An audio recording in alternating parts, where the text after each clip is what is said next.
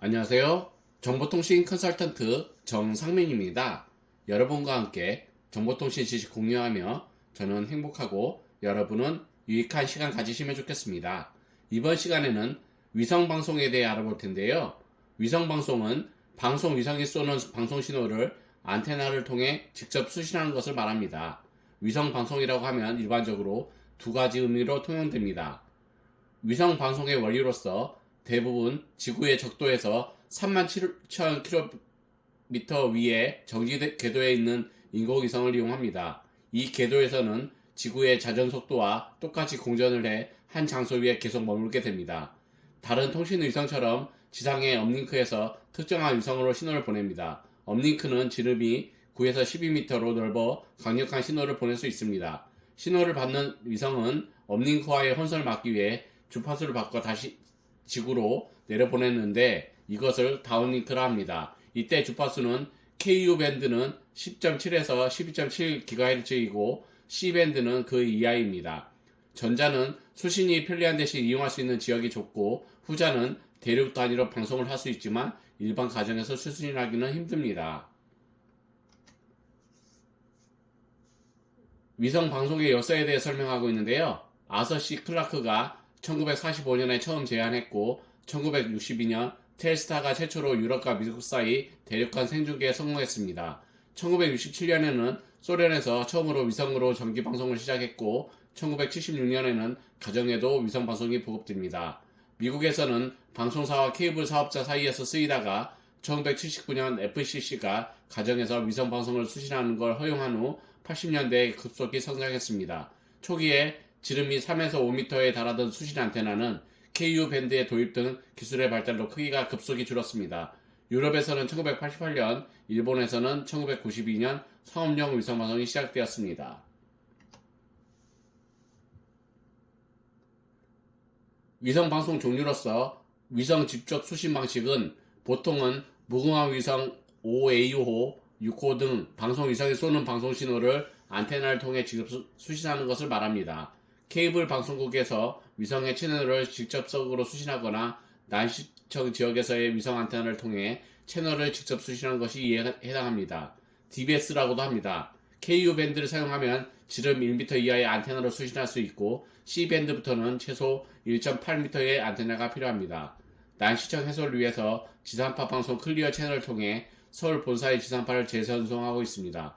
DVB-S2 위성 수신기를 장만하고 위성 안테나와 알맞는 LNB를 설치해 조정하면 무료로 시작이 가능하지만 한국의 케이블 방송과 유료 위성 방송이 저렴한 편에 속하다 보니 잘 사용하지 않을 뿐입니다.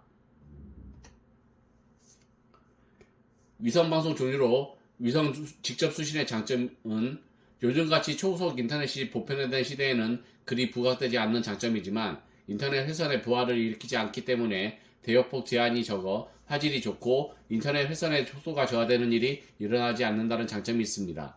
무엇보다도 케이블 방송이나 IPTV와는 달리 서비스 지역 내에서 하늘이 보이는 위치라면 어디서나 설치가 가능하기 때문에 주로 섬이나 산간지역, 차량, 선박 등에서 사용하는 방식입니다. 위성 방송 특징상 서비스 지역에서 벗어나더라도 적절한 장비가 있으면 어느 정도 수신이 가능하다는 장점 아닌 장점이 있습니다. 흔히 볼 수 있는 KT 스카이라이프 안테나로는 부산 주변에서 일본 BS 위성방송 수신이 최선이지만 120cm 이상의 큰 안테나를 사용하면 한국에서 일본, 중국, 러시아, 동남아시아 위성방송을 수신받을 수 있습니다. 반대로 한국 위성방송을 일본이나 중국 일부 지역에서 수신받을 수도 있습니다. 위성 직접 수신의 단점으로서는 비가 좀 온다면 시청이 어려운데 빗방울이 전파 수신을 방해하기 때문에 통신 설비를 지하화해서 큰 지진이라도 일어나지 않는 한 날씨의 영향을 거의 받지 않는 IPTV보다 상대적으로 불리합니다. 물론 접시 크기를 키운다면 어느 정도 피할 수 있습니다. 공시청 설비가 잘 되어 있는 건물이라면 보통 공용위성 안테나를 사용하기 때문에 이 문제에서 어느 정도 자유로운 편입니다. KT 스카이라이프 같은 한국 위성 방송에서는 해당되지 않지만 서비스 지역에서 살짝 거리가 있거나 중국이나 러시아 같은 커버리지가 넓은 일부 위성 방송에서는 대형 안테나가 필요합니다. 일본 BX 위성 방송을 부산 주변에서 수신받는다면 60cm 스카이라이프 안테나로 수신받을 수 있지만 수도권이라면 120cm 이상의 대형 위성 안테나가 필요해집니다. 중국이나 러시아 방송으로 가면 110cm를 시작으로 180cm 안테나가 도입되는 등 일이 커지며 좀 더 먼 지역이라면 더 큰 초대형 안테나가 필요해집니다.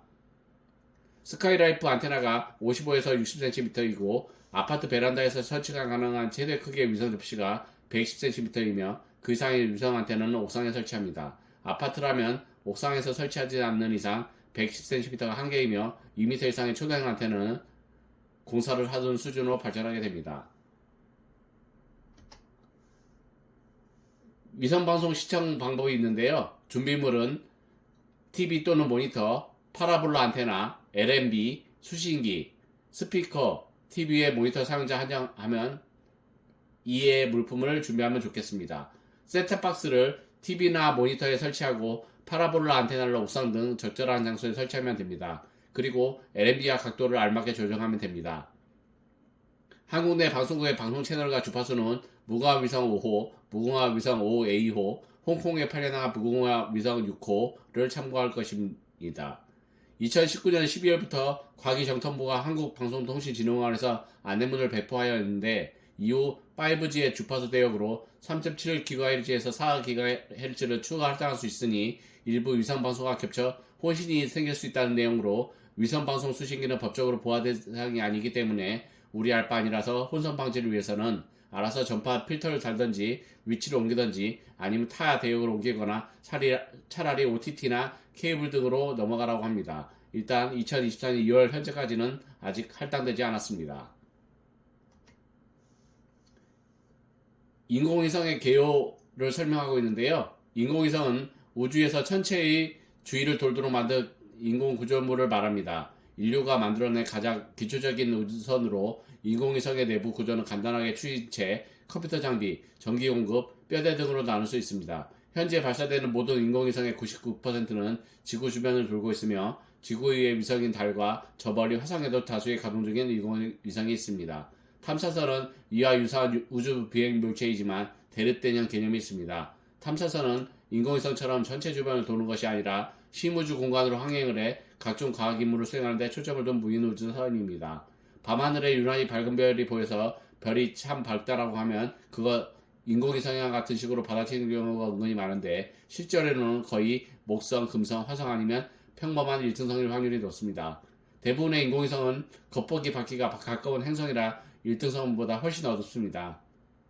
물론 그런 천체들과 달리 지구에 아주 가까이 있긴 하지만 우주적인 관점에서나 가까운 것이지 정지궤도 인공위성과 지구 사이에는 지구가 3개쯤 들어갑니다. 그 거리에서 어지간한 행성만큼의 밝기가 나오려면 이리듐 계획에 쓰였던 위성의 예처럼 지구에 빛을 반사하기 위한 쉬운 구조였거나 못해도 지름 수백 킬로미터는 크기는 되어야 합니다. 극궤도 위성의 경우는 훨씬 가깝긴 하지만 이쪽은 보통 하루에도 수십 번씩 지구를 돌기 때문에 천구상에서 일반 별처럼 가만히 있는 모습은 볼 수 없습니다. 오늘 발췌한 내용은 나무위키를 참조하였습니다. 나무위키 관계자분들께 감사 인사드립니다. 오늘은 위성통신에 대해 알아보았는데요. 여러분께 도움이 되었으면 좋겠습니다. 감사합니다. 즐거운 주말 보내세요.